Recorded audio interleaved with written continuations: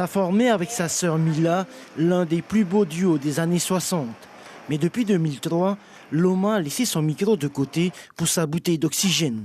La diva est aujourd'hui sous assistance respiratoire. Elle a la BPCO, la bronchopneumopathie chronique obstructive, la faute au tabac. J'arrive pas à marcher loin. J'ai mon déambulateur, j'appelle ça mon taxi. Ça déjà, je peux pas aller loin. Je peux pas aller sans la bouteille. Sortir le soir quand tu es invité, tu es vite fiou. Tu veux rentrer chez toi. Parce que c'est pas agréable d'être comme ça. En Polynésie, la maladie respiratoire touche entre 10 et 15% de la population. On a quand même énormément de gens fumeurs. On se rend compte qu'il y a quand même beaucoup de jeunes qui fument de plus en plus. La prévention, on a encore du mal avec ça. Là, ça commence vraiment, mais c'est vrai que je pense qu'il y a eu quelques temps un peu où ça a été un peu laissé de côté. Encore. Okay. Ces résultats sont plutôt positifs pour l'instant. Après, il faut quand même toujours faire attention aux polluants, etc. Toux, crachat ou essoufflement, ce sont presque toujours les mêmes signes qui poussent les gens à venir se faire dépister. Tous les matins, je tousse un peu, comme j'ai fumé assez longtemps pendant 45 ans, et j'ai des glaires. Voilà, alors je voulais consulter pour ça, pour savoir si c'était grave. À chaque fois que je fume une cigarette, c'est pas bon. Ça m'a pas empêché de continuer. Mais peut-être qu'aujourd'hui, ça va me faire prendre davantage conscience. Donc voilà, c'est gratuit, autant le faire. Et j'encourage tout le monde à le faire. Je pensais que j'avais pas assez de souffle, mais d'après le diagnostic, ça a été bon. J'ai soufflé suffisamment longtemps et à fond. En France, la BPCO tue près de 17 000 personnes par an. Arrêter le tabac reste le seul moyen pour réduire ce chiffre. Le plus fort, allez, et longtemps. Tu continues, encore. Essaye encore un tout petit peu.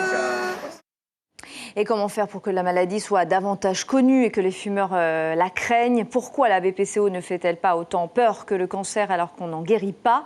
Je vais tout de suite poser la question au pneumologue et vice-président de l'association REPMAR qui va me rejoindre sur ce plateau. Pablo Ferrer, bonsoir. Bonsoir. On est ravis de vous accueillir ce soir. On dénombre entre 10 et 15% de malades de la BPCO en Polynésie. Est-ce que vous avez le sentiment, après 10 ans d'information et de dépistage, que la population commence à mieux connaître la BPCO? 10 à 15%. En effet, il y a de plus en plus de patients qui ont au moins entendu parler de la BPCO, mais il continue à exister un flou artistique très important. Et la maladie n'est pas encore suffisamment connue, suffisamment divulguée au niveau de la population. Comment vous l'expliquez ?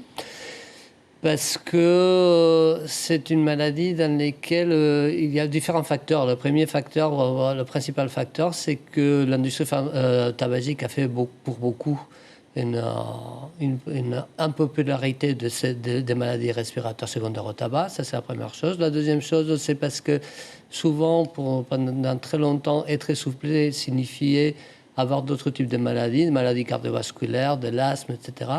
Et donc, la popularité, entre guillemets, de la BPCO n'est pas arrivée que quand on a commencé à voir les chiffres très importants de la mortalité. Parce qu'une partie de ces symptômes ça était associée à d'autres maladies. 17 000 personnes meurent chaque année par asphyxie dans le monde. On dénombre une vingtaine de nouveaux cas de BPCO chaque année en Polynésie.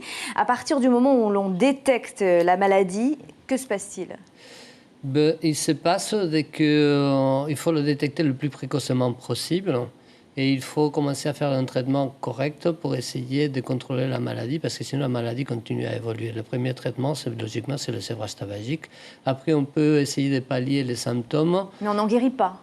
Mais on n'en guérit jamais de la BPCO parce que les lésions secondaires au tabagisme sont irréversibles. Donc, principalement l'emphysème, les lésions d'emphysème pulmonaire, que c'est la destruction du parenchyme noble, sont irréversibles. Ça veut dire qu'on peut apprendre à vivre cette maladie en arrêtant de fumer, évidemment. On peut apprendre à vivre, à survivre, entre guillemets, avec cette maladie. Et avec les handicaps, si la personne arrive à arrêter de fumer et on arrive à contrôler les décompensations qui sont de plus en plus fréquentes si la personne continue à fumer. Et est-ce que quand on a la BPCO, on a forcément le cancer du poumon après ? Non, pas forcément. Le cancer du poumon, ça peut être l'une des comorbidités de la BPCO.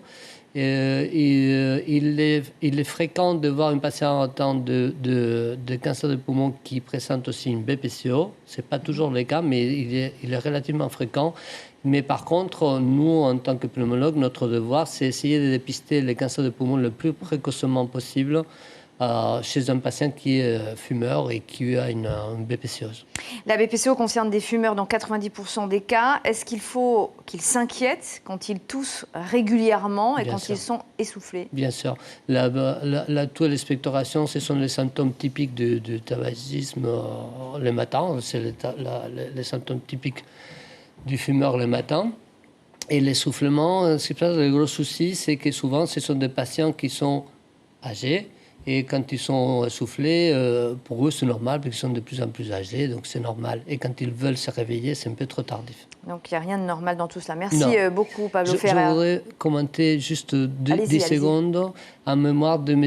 Jean-Pierre Palvado, qui était le président de l'association à la taille des insuffisances respiratoires, qui est décédé cette année de ce fléau de la société. Merci beaucoup d'avoir répondu à nos questions ce soir.